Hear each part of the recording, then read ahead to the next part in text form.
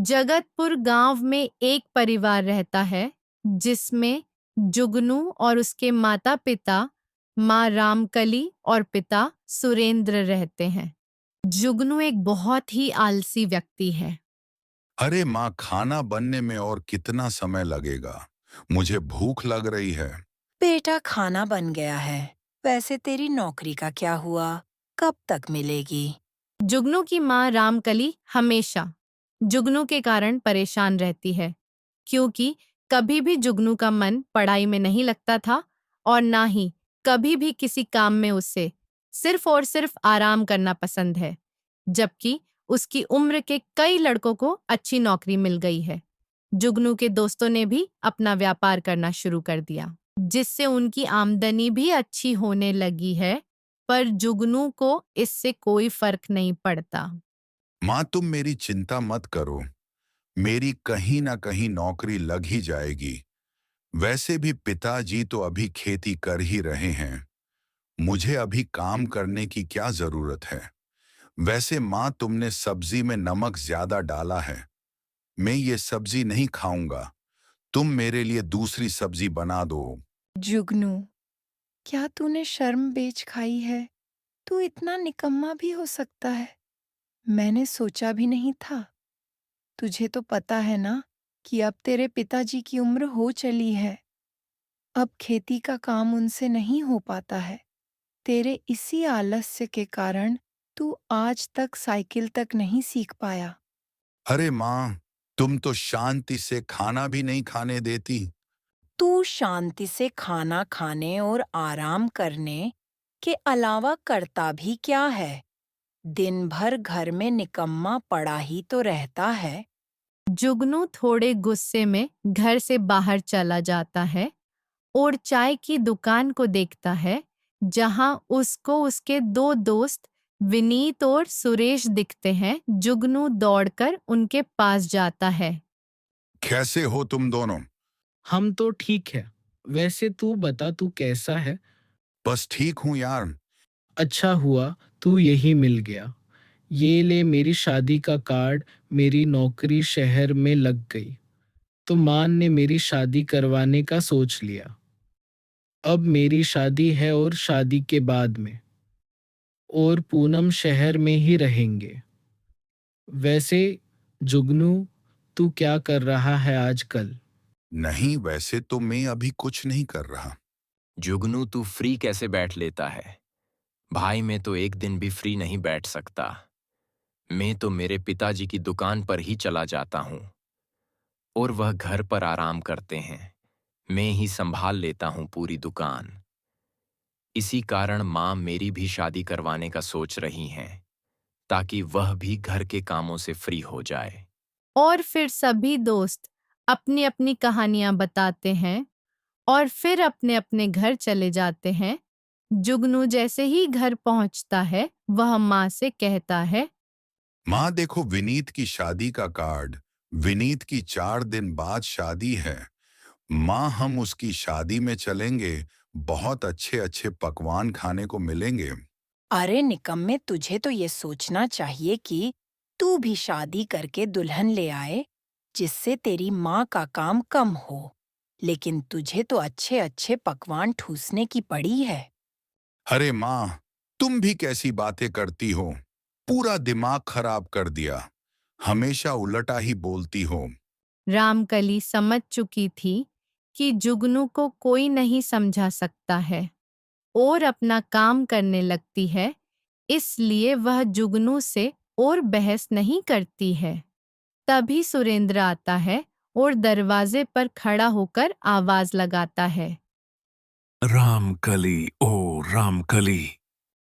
रामकली रसोई से निकलकर दरवाजे पर आती है और कहती है,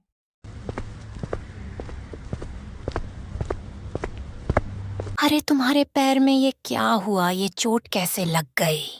अरे अंदर तो लेकर चलो, फिर बताता हूँ। रामकली सुरेंद्र को लेकर अंदर जाती है। वहीं पर जुगनू पलंग पर आराम कर रहा होता है। तब रामकली बोलती है, अब बताओ क्या हुआ? ये चोट कैसे लगी?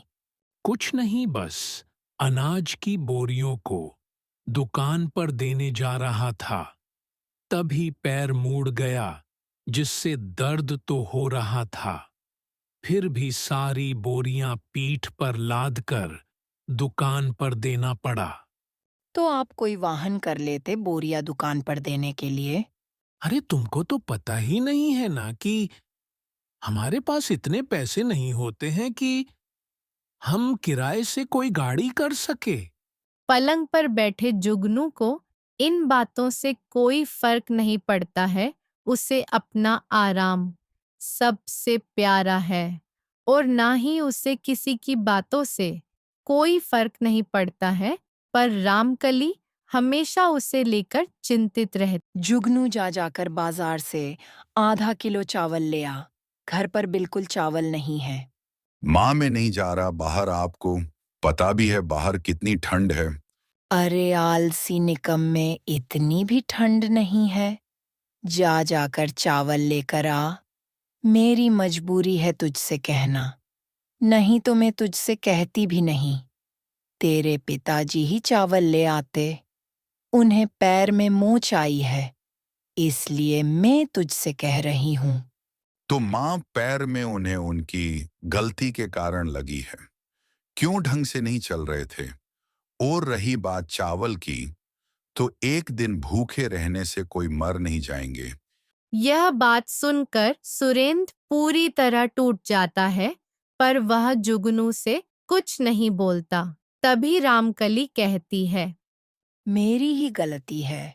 तू तो आलसी निकम्मा है। मैंने तुझसे क्यों कहा होगा। तुझसे काम करने की बोलना मतलब भैंस के आगे बिन बजाना। ऐसा बोलकर रामकली चावल लाने निकल जाती है और दुकान से उधारी में चावल लेकर आ जाती है और खाना बना लेती है और बिना जुगनू को खाना दिए रामकली और सुरेंद्र खाना खाने लगते हैं।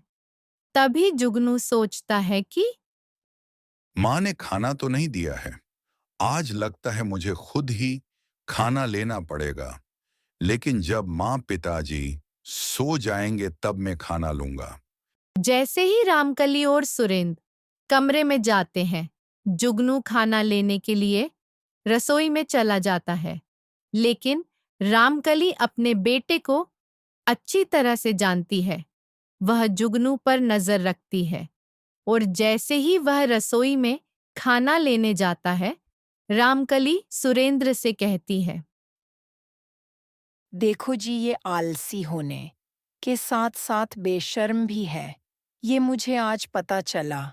मुझे तो एक बात समझ आ चुकी है कि अब हम इसे नहीं समझा और सुधार पाएंगे।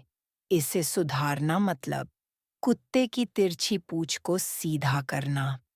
हाँ, रामकली में तुम्हारी बात से सहमत हूं। इसे सुधारना हमारे बस की बात नहीं है।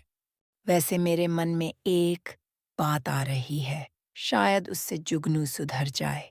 हाँ हाँ, कहो आखिर क्या बात है वह जो हमारे निकम्मे बेटे को काम से लगा सके। मैं सोच रही थी कि हम जुगनू की शादी करा देते हैं। शायद शादी हो जाने पर उसे अपनी जिम्मेदारियों का एहसास हो। अगर तुम्हें ऐसा लगता है तो ठीक है, हम कल ही लड़की देखने चलते हैं। ऐसा सोचकर दोनों सोने चले जाते हैं और सुबह जल्दी उठकर लड़की देखने जाने की तैयारी कर लेते हैं। तभी सुरेंद्र जुगनू से बोलता है, जुगनू, हम तुम्हारे लिए लड़की देखने जा रहे हैं, चलो हमारे साथ। मैं नहीं जाऊंगा, मेरा मन नहीं है जाने का। चलो जी, हम ही चले। इस आलसी से चलने की कहने की कोई जरूरत नहीं है। रामकली और सुरेंद्र लड़की देखने के लिए घर से निकल जाते हैं और अपनी पहचान वाले लोगों के घर लड़की देखने जाते हैं। लेकिन जुगनू आलस्य के लिए पूरे गांव में प्रसिद्ध है, इसीलिए कोई भी अपनी लड़की की शादी से नहीं करवाना चाहते थे। सभी यही चाहते थे कि उनकी लड़की की शादी एक मेहनती लड़के से हो और मेहनत का जुगनू से दूर दूर तक कोई नाता नहीं है। लेकिन बहुत मुश्किलों के बाद एक गरीब माता पिता अपनी लड़की की शादी जुगनू से कराने के लिए तैयार हो जाते हैं और कुछ ही समय में जुगनू की शादी तितली से हो जाती है। तितली अपनी शादी के बाद पहली रसोई में खीर बनाती है और सबको खिलाती है। वाह तितली, बेटा तुम्हारी खीर का तो कोई जवाब नहीं, बहुत स्वादिष्ट खीर है बेटा, पर मेरे पास तो तुम्हें देने के लिए सोने की कोई चीज नहीं है, पर शगुन के 11 ले लो। पापा, मुझे किसी सोने की चीज की जरूरत नहीं है। आपके ये शगुन के 11 रुपए ही मेरे लिए बहुत है। क्यों जरूरत नहीं है सोने की चीज की? लो तितली बेटा, ये हमारी पुश्तैनी सोने की अंगूठी है, घर में सोने की सिर्फ यही अंगूठी बची है और अब ये तुम्हारी हुई। वही खीर के पतीले में सारी खीर खत्म कर जुगनू बोलता है। तितली, तुमने तो लाजवाब खीर बनाई है। अब से तुम ही रोज मेरे लिए खीर बनाओगी। देखते ही देखते कुछ टाइम निकल जाता है और तितली को जुगनू कुछ ठीक नहीं लगता, क्योंकि जुगनू दिन भर सिर्फ खाते रहता और सोते रहता, जबकि वह अपने ससुर को बीमार होने के बाद भी दिन भर काम करते देखती। तितली से ये सब देखा नहीं जाता और वह एक दिन जुगनी से बोलती है। आप काम पर क्यों नहीं जाते हो? जब पिताजी काम कर रहे हैं तो मैं काम क्यों करूं? आप कम से कम अपनी उम्र का तो लिहाज करो। तुम 25 के और पिताजी 50 के हो चुके हैं। थोड़ी तो शर्म करो। क्या यार, तुम भी मुझे मेरी माँ जैसे मुझे सुनाने लगी हो काम करने के लिए? तुम जाओ रसोई में और अपना काम करो, मुझे आराम करने दो।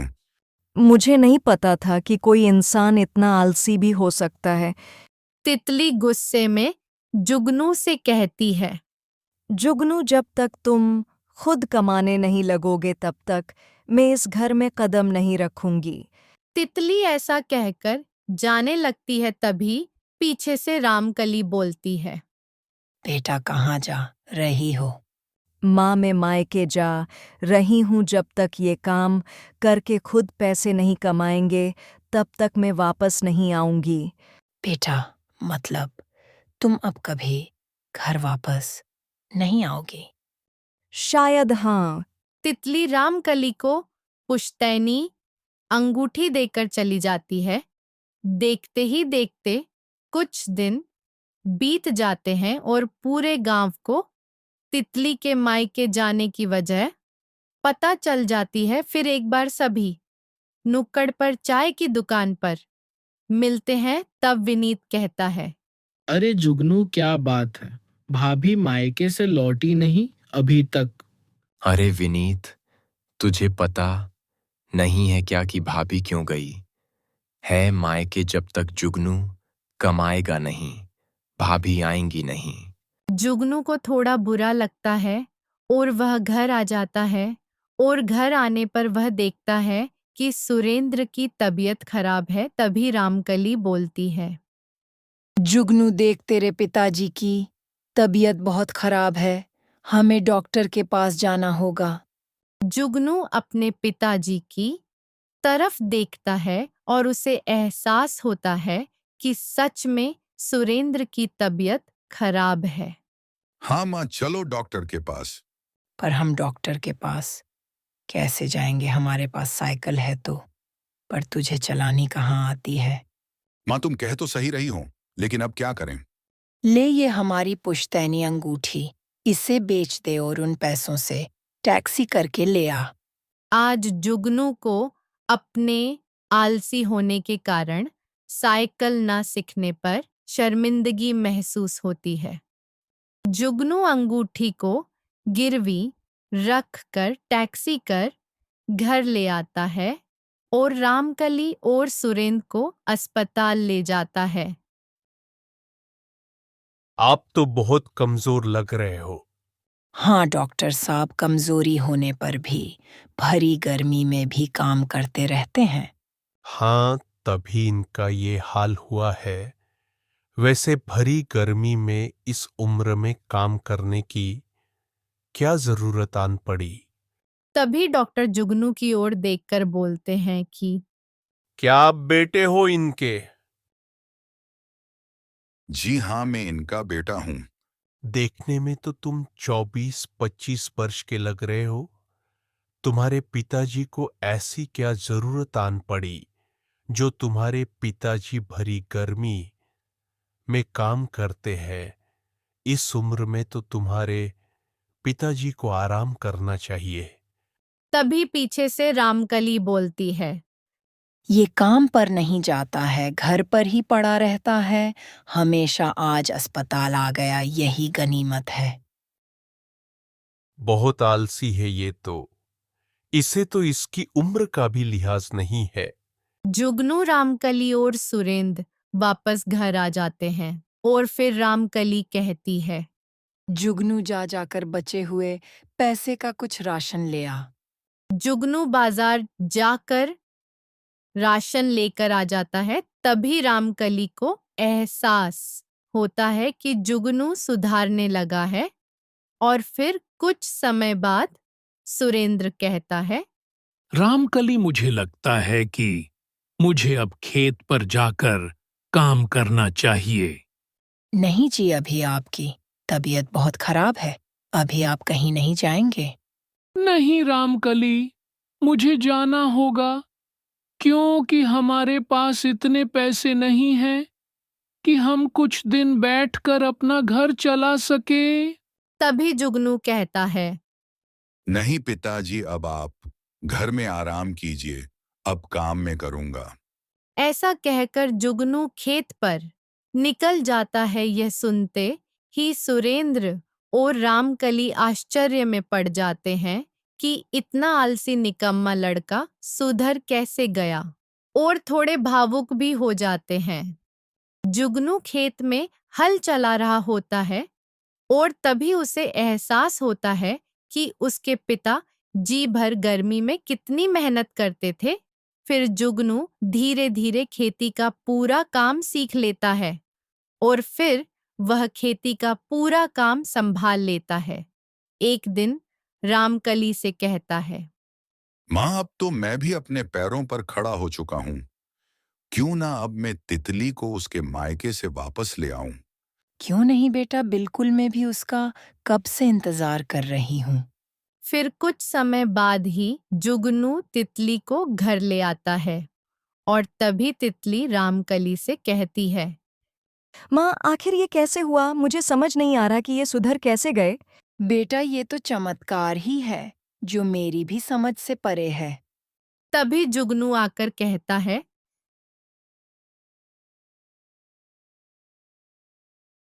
माँ, मैं आता हूँ, मुझे बाहर कुछ काम है। ठीक है बेटा, मगर जल्दी आना। कुछ समय बाद जुगनू रामकली के पास आता है और रामकली से कहता है।